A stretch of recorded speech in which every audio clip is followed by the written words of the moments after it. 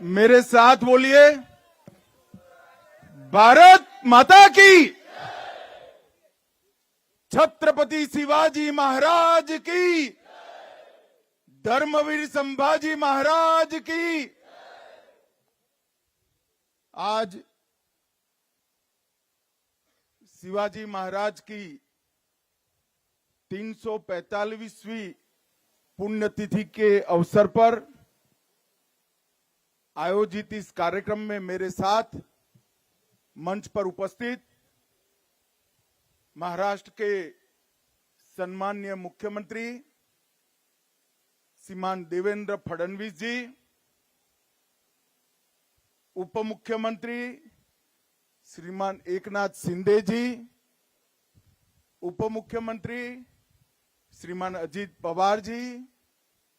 छत्रपति उदयनराजे भोंसले जी, श्री मुरलीधर महोल जी, चंद्रकांत दादा पाटिल जी, आशीष seller जी, धैर्यशील पाटिल जी, शिवेंद्र राजे जी, बहन अदिति तटकरे जी, भरत सेठ गोगावले जी, रघुजी राजे, श्री सुधीर थोरात और मैं आज जिनके निमंत्रण पर आया हूं वो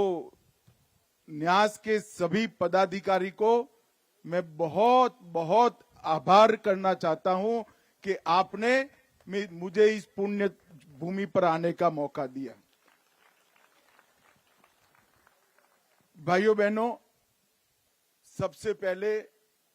मैं राजमाता जिजाऊ को मन पूर्वक प्रणाम करना चाहता हूं, क्योंकि मैंने शिव चरित्र को पढ़ा है। जिजाऊ ने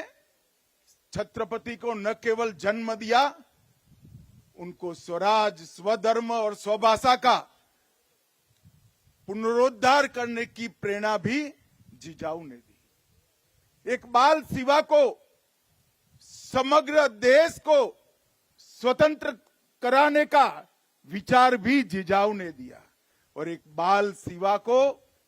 हिंदवी स्वराज के संस्थापक बनाने का विचार भी जिजाऊ ने दिया। इसलिए मैं सबसे पहले राजमाता जिजाऊ को प्रणाम कर कर मेरी बात शुरू करना चाहता हूं। मित्रों, आज जहां सुबह मैं यहां पर इस ऐतिहासिक स्थल पर, जहां सालों के बाद हिंदवी स्वराज का सुवर्ण सिंहासन प्रस्थापित हुआ, वो जगह पर जब शिवाजी महाराज को प्रणाम कर रहा था, मैं मेरे मन के भाव को कभी भी वर्णन नहीं कर पाऊंगा। मैं उस व्यक्ति के ऐतिहासिक राज्यसभा में खड़ा हुआ था जिसने हिंदुस्तान के कण कण में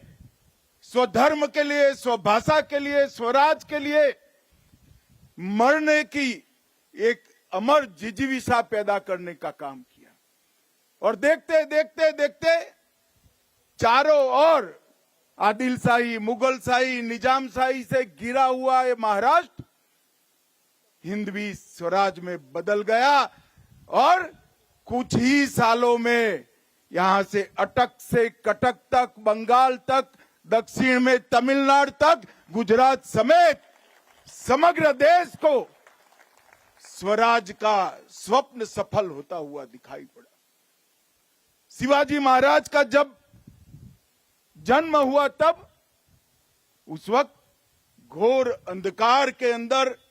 समग्र देश की जनता डूबी हुई थी। किसी के मन में स्वराज की कल्पना आना भी दुष्कर था। इस प्रकार का वातावरण था। देवगिरी के गिरने के बाद 100 साल के अंदर ही यहां से लेकर समग्र दक्षिण का भी पतन हुआ और धीरे धीरे धीरे स्वधर्म और स्वराज की बात लोग गुना समझने लगे। एक 12 साल का बच्चा जिजाऊ की प्रेरणा से प्रतिज्ञा करता है कि सिंधु से कन्याकुमारी तक फिर से एक बार मैं भगवा फहराने का काम करूंगा। मैंने आज तक दुनिया के कई नायकों के जीवन चरित्र पढ़े हैं, मगर ऐसी दृढ़ इच्छा शक्ति, अदम्य साहस, अकल्पनीय रणनीति और रणनीति को पूरी करने के लिए समाज के हर वर्ग को साथ में जोड़कर एक अपराजित सेना का निर्माण करना शिव छत्रपति के सिवा किसी ने नहीं